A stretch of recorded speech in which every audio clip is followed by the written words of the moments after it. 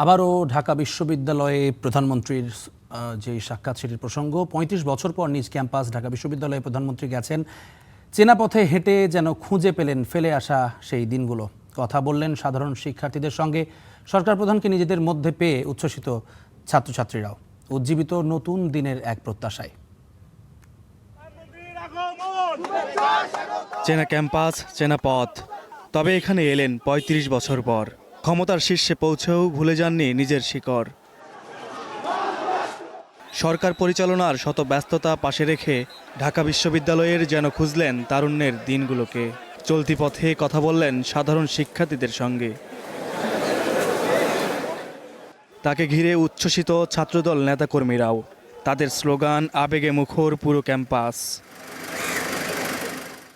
এর আগে এক কর্মশালায় উচ্চশিক্ষার মান, আগামীর নীতি ও দক্ষ মানব সম্পদ নিয়ে কথা বলেন তারেক রহমান।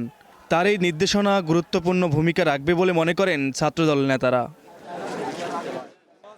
সরকার প্রধানের এই সফরের পর শিক্ষা নিয়ে নতুন প্রত্যাশা, ক্যাম্পাস জুড়ে আবেগঘন পরিবেশ, সব মিলে শিক্ষার্থীদের মধ্যে তৈরি করেছে ভিন্ন এক অনুভূতি।